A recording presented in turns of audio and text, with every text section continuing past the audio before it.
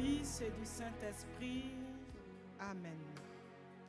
L'ange du Seigneur apporta l'annonce à Marie. Elle conçut du Saint-Esprit. Je vous salue Marie, pleine de grâce. Le Seigneur est avec vous. Vous êtes bénie en toutes les femmes.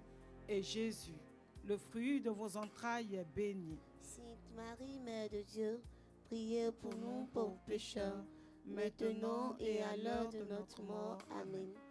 Voici la servante du Seigneur, Qu'il me soit fait selon votre parole. Je vous salue Marie, pleine de grâce. Le Seigneur est avec vous. Vous êtes bénie en toutes les femmes. Et Jésus, le fruit de vos entrailles, est béni. Sainte Marie, Mère de Dieu, priez pour nous pauvres pécheurs, maintenant et à l'heure de notre mort. Amen.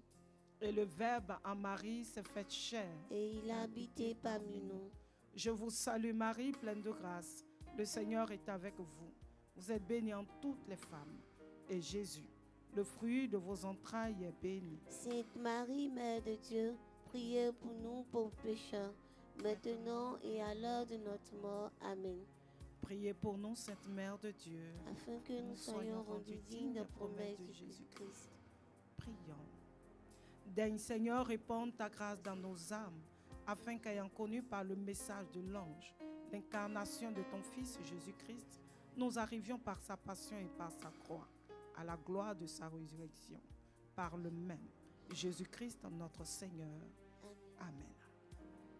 Bien-aimés, je vous salue dans le saint nom de Jésus-Christ. Avec sa pure grâce, nous nous retrouvons aujourd'hui pour mon histoire avec la Vierge. La dernière fois que je t'ai passé, je vous parlais de ma conversion et je vous ai promis vous dire comment est-ce que je me suis retrouvée à la cité Fermont. En fait, après ma guérison, mon grand frère voudrait changer de maison. Il voulait aller dans une maison basse. Donc, on a commencé à chercher la maison. C'est ainsi qu'on est allé dans une agence. Et là, ils nous ont appelés pour nous dire qu'il y avait une maison à la cité Fermont. Nous sommes arrivés là-bas avec ma belle-sœur, mon ex-belle-sœur. Et ensuite, après avoir visité, elle a aimé la maison. Elle a appelé son mari pour lui dire que la maison était très belle. Sauf que au moment où on était avec le démarcheur, il y a quelqu'un qui lui avait promis plus que nous on avait. Donc il a dit qu'il y avait quelqu'un qui voulait plus que ce que nous on voulait lui donner. On est sorti de la maison après la visite. On est allé au terminus. Et en allant au terminus, j'ai vu quelque chose qui se pointait un peu loin, à ma droite. Et j'ai demandé à ma belle-sœur, mais là-bas, c'est où? Elle m'a dit, ben, tu ne connais pas le lieu? C'est là on appelle le sanctuaire marial. Tu n'as pas entendu dans les journaux, à la TV, on a parlé de la Vierge qui a apparu même dans ce lieu. J'ai dit, ah bon? Elle m'a dit, si. Donc, rentrant à la maison, après la guérison, c'était dans ma chambre là que je la rencontrais. C'est dans cette chambre que je parlais à ma mère. Donc, quand on est rentré, je suis allée immédiatement dans la chambre et je lui ai dit, ben maman, je t'ai dit que je voulais faire la catéchèse et on me dit que où on est quitté là, l'église est tout à fait à côté. Donc, je voudrais que tu puisses tout faire. Mon grand frère dit c'est ce qu'il a. Donc, il faut tout faire pour qu'à ce prix-là, on nous donne la maison. Là, je suis tout à fait à côté. Je peux aller à la catéchèse. Quand j'ai dit ça, le soir, le démarcheur a eu une visite dans son sommeil d'une femme qui vient pour lui dire « Mes enfants qui sont venus te voir et qui n'ont pas le prix de celui qui vous a proposé plus là, il faut leur donner la maison. » Donc lui, il n'a pas compris. Mais à partir de ce moment, il ne se retrouvait plus. il voulait forcément donner la maison à celui qui voulait donner plus. Il arrive au bureau, il dit, il ne se retrouve plus. Il met le clim à un degré qui pourrait lui permettre de pouvoir se retrouver. Il a chaud, il sort, il ne se retrouve pas. Donc il a fini par appeler ma belle-sœur pour lui dire de venir pour prendre la clé. Quand je suis arrivé, il dit, vous partez voir des esprits pour pouvoir m'aider les gens. Hein? Vous avez envoyé des esprits et moi, depuis combien de jours, je n'arrive pas à dormir. Prenez la clé pour que je sois tranquille. J'ai su que c'était la Vierge, puisqu'il m'a dit que c'était une femme qui était venue dans son sommeil pour demander. Donc j'ai su que c'était la Vierge qui avait entendu ma prière et qui avait demandé à Jésus de faire un effort pour que je puisse avoir, pour que mon grand frère puisse avoir la maison. Et à ce prix, ils ont accepté de donner la maison à mon grand frère. Ce qui m'a amené à me retrouver à la cité Fermont. Voilà comment j'ai commencé la catéchèse au sanctuaire marial. Mais permettez que j'aille en arrière concernant ma conversion. Je vous avais dit, concernant ma conversion, j'ai reçu une guérison. Et la Vierge m'avait présenté un médicament. Elle m'a dit que si j'arrivais à connaître le médicament, j'allais soulager beaucoup de personnes. Mais il s'est trouvé que, à mon réveil, je n'ai pas pu reconnaître le médicament. Et puisque c'était avant mon baptême, je n'avais même pas encore commencé la catéchèse. Je vais vous parler après de mon baptême, mais pour l'instant, je voudrais poursuivre pour que ceux qui me suivent puissent savoir comment ça s'est passé après concernant le médicament. Donc j'ai reçu le baptême et après le baptême, j'ai commencé à vivre des choses étranges.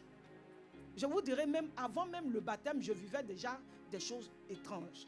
Je recevais des choses dans mon sommeil.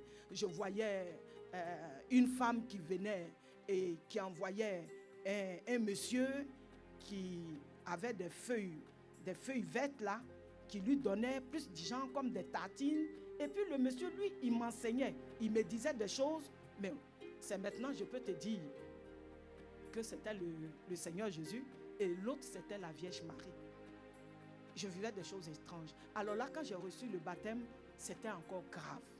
Quand je marche, je sens quelqu'un qui marche avec moi et qui parle avec moi. Quand quelqu'un est devant moi, il peut me dire, tu sais d'où il vient? Voilà ce qu'il vient de faire. Voilà ce qu'il a l'intention de faire. Quand quelque chose, je dois passer la nuit, je peux voir ce que je vais faire tout au long de la journée, le lendemain. Donc le matin, c'est indifférent pour moi, quoi. Ça a commencé à être très bizarre.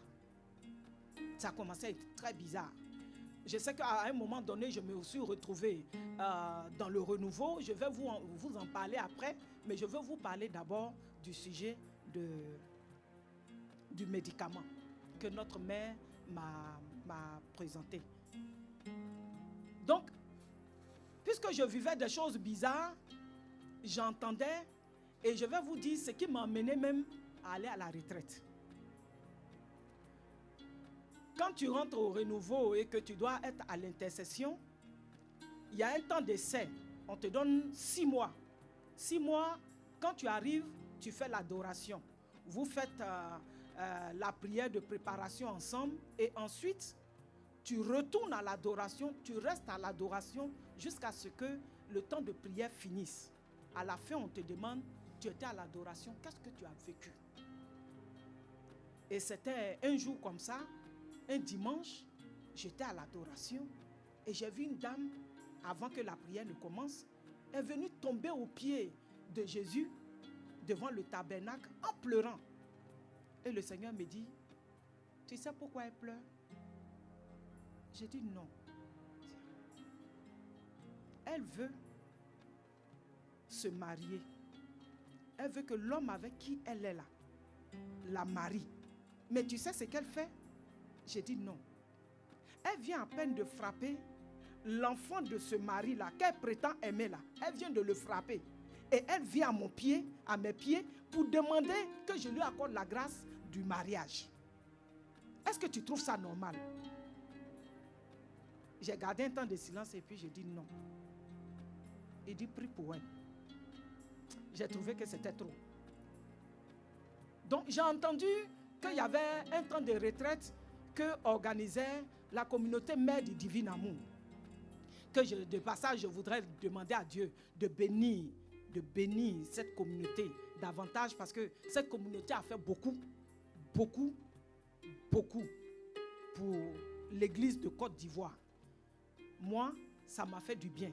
Parce que grâce à eux, j'ai su que ce que je vivais là, ce n'était pas le diable et que c'était Dieu qui était en train d'agir et qui me montrait sa miséricorde.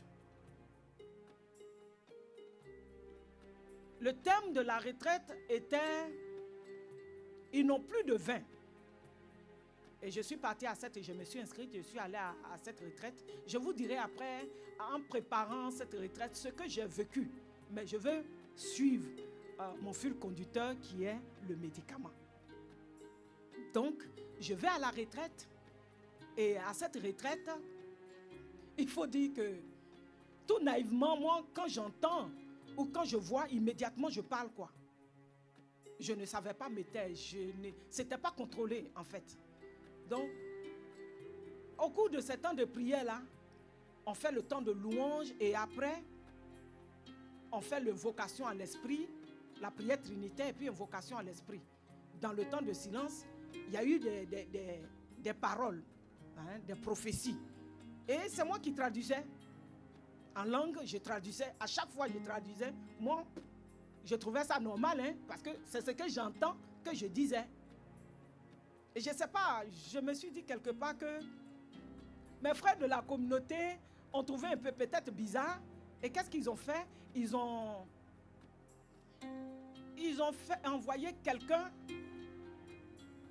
qui, après l'invocation à l'esprit, à un temps de silence, a commencé à parler en langue aussi. Mais vraiment, il avait une voix très, très grosse. Il faut dire que j'ai eu peur à l'intérieur de moi. Et puis quelque chose me rassurait comme si c'était normal.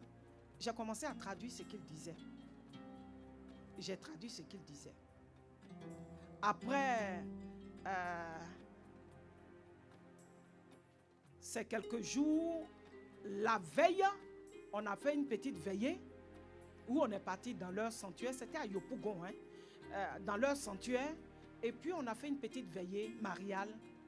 Et là, les organisateurs ont demandé qui a un témoignage concernant la Vierge. Je crois qu'il y avait un frère qui était passé et puis j'ai dit moi. Ils m'ont demandé et puis j'ai donné mon témoignage que vous savez déjà. Et il y a un frère qui a dit non. Si elle t'a montré et puis elle t'a dit que si tu reconnais le médicament, tu vas soulager les gens. Donc, tu dois en principe te rappeler. Nous, on va prier pour toi pour qu'elle puisse te montrer le médicament.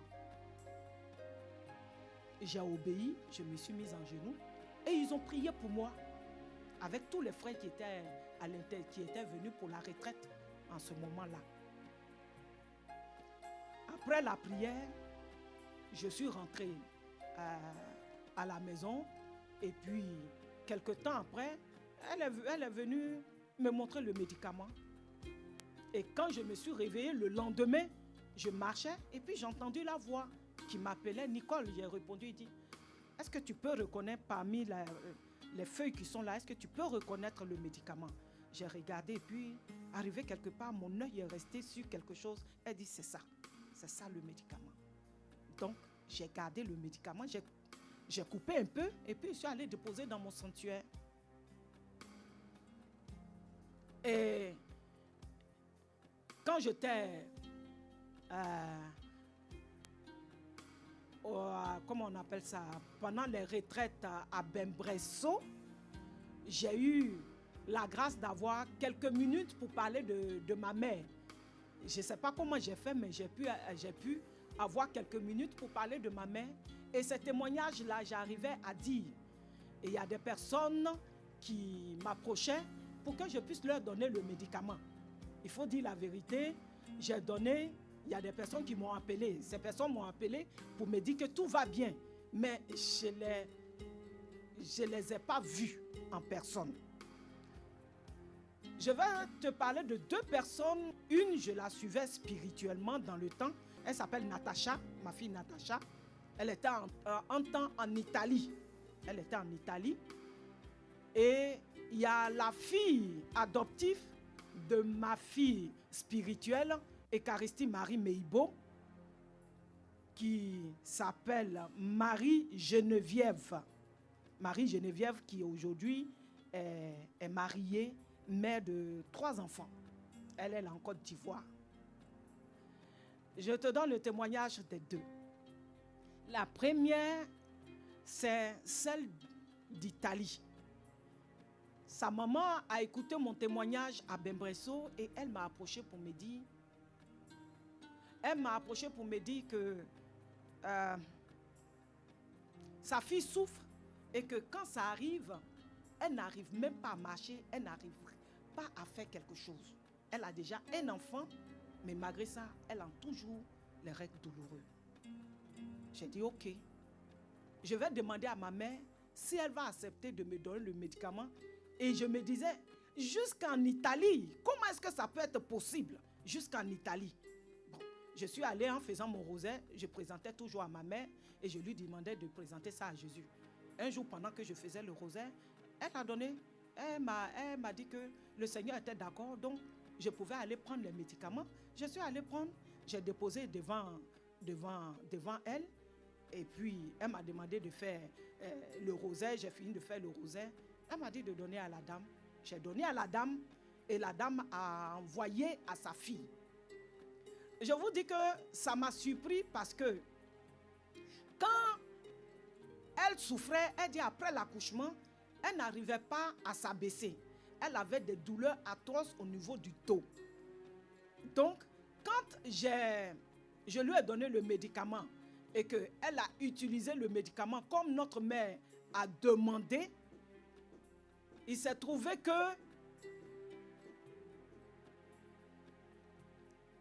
la douleur du dos a disparu, mais elle a dit que c'était instantané, comme pour moi d'ailleurs.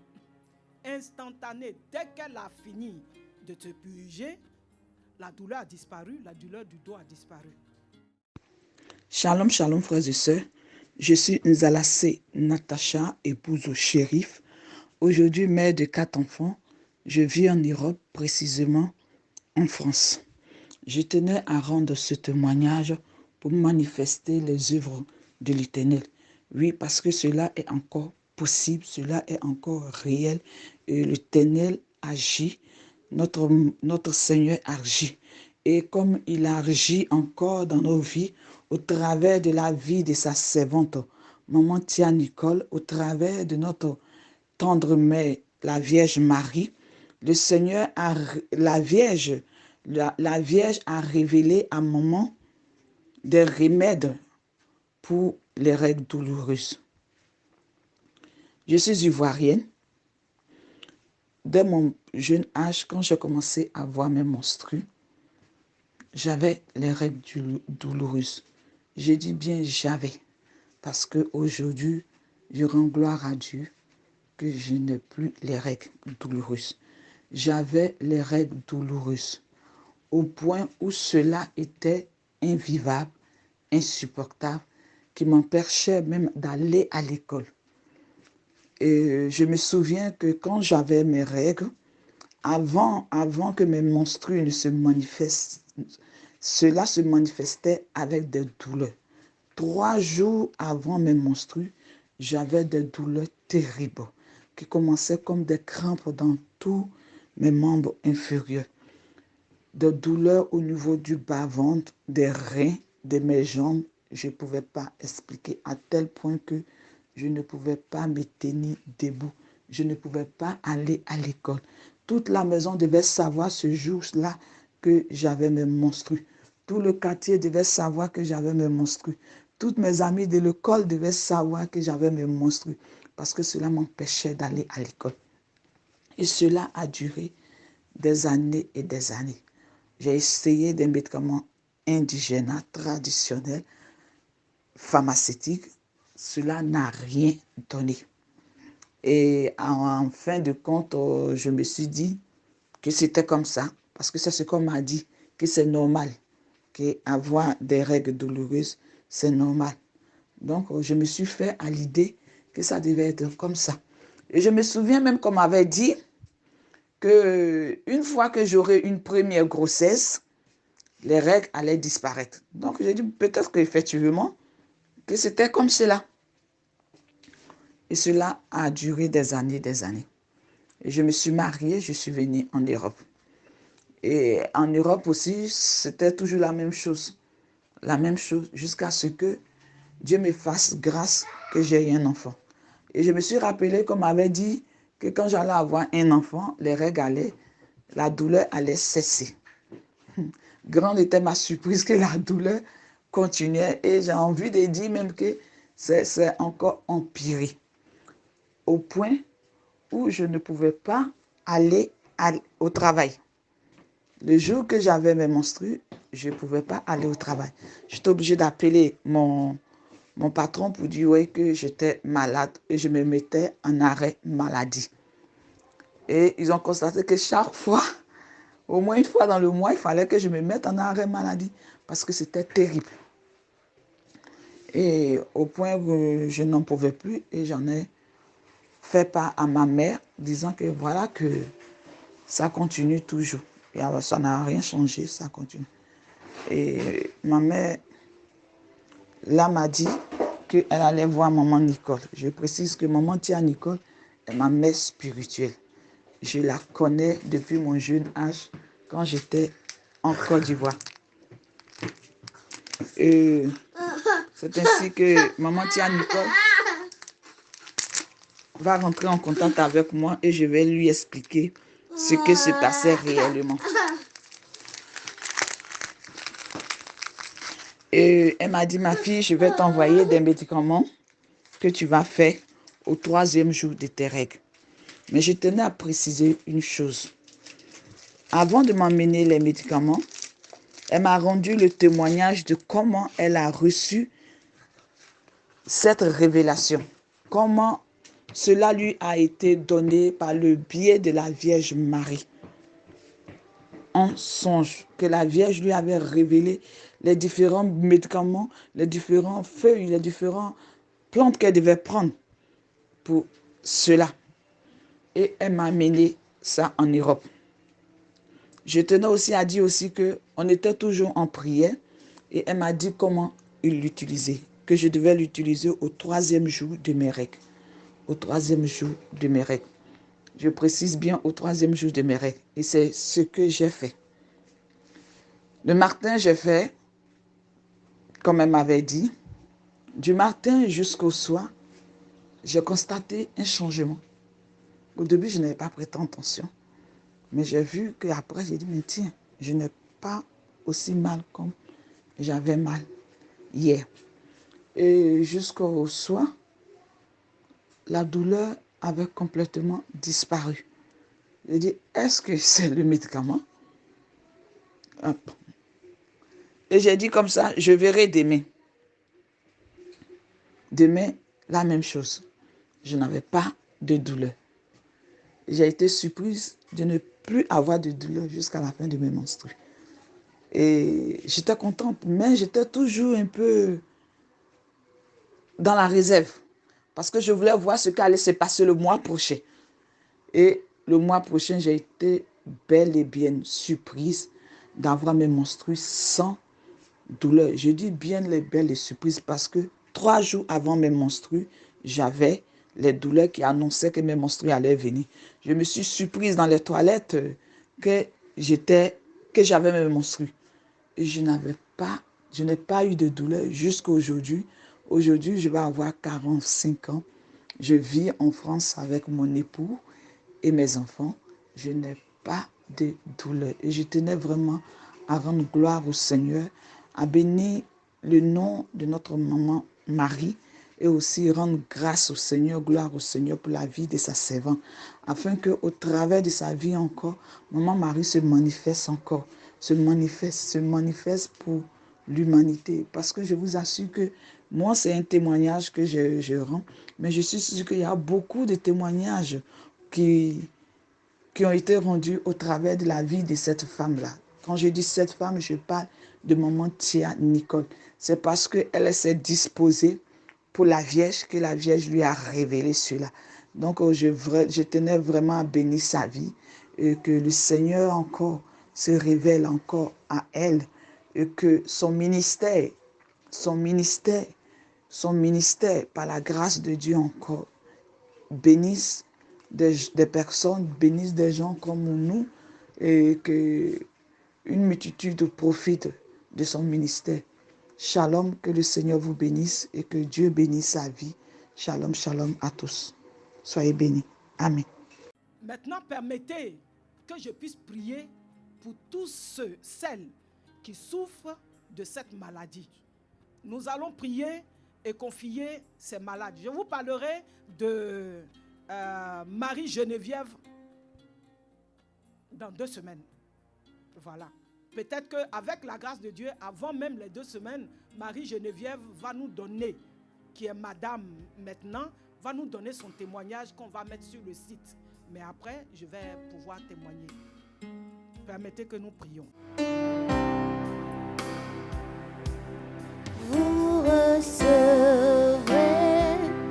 une puissance. Bien-aimé, ce que je voudrais que tu saches est que notre mère a donné un médicament. Mais Dieu est capable, sans qu'on ne donne le médicament, de pouvoir agir. Et c'est dans cette foi que je voudrais prier pour toutes ces femmes qui souffrent, quel que soit le lieu où tu te trouves, mets la main sur ton bas-ventre et puis prie avec moi.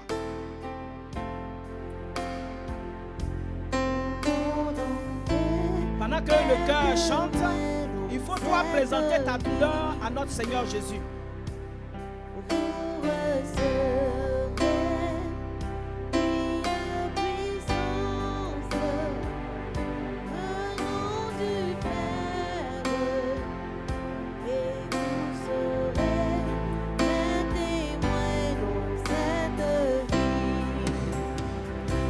Ce beau pays, sur ce continent. Mais je ne sais pas où se trouve celle qui est en train de prier. Je ne sais pas dans quel lieu elle se trouve, mais je sais que Dieu l'a déjà localisée.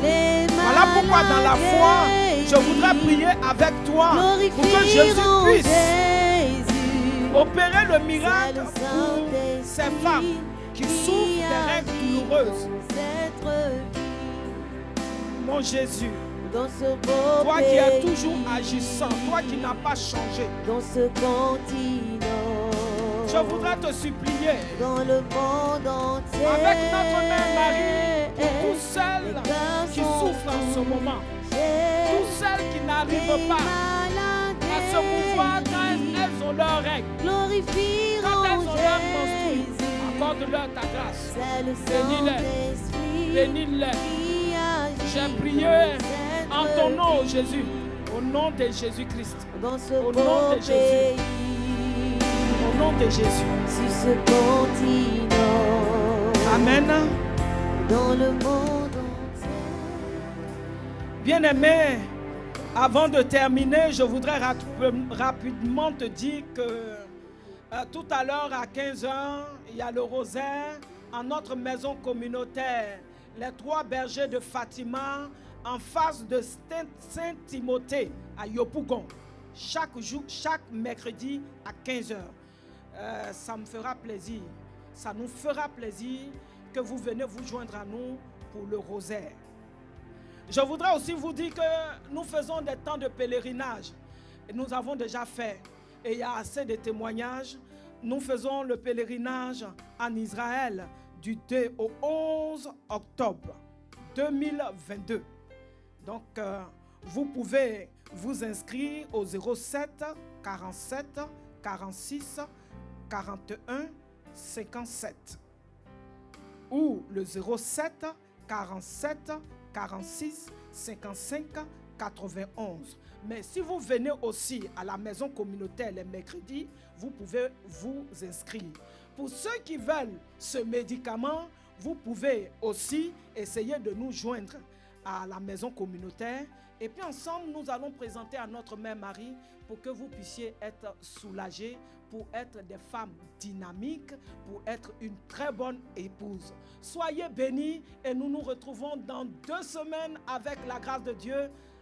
Ça sera la semaine sainte. Nous allons nous préparer ensemble à rentrer dans la Pâque. Soyez bénis. C'était la fille de la servante.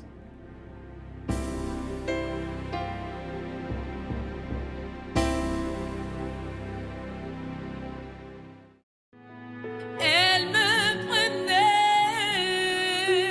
dans ses bras et me rassure de me conduire jusqu'à Jésus-Christ, celui que mon âme cherche.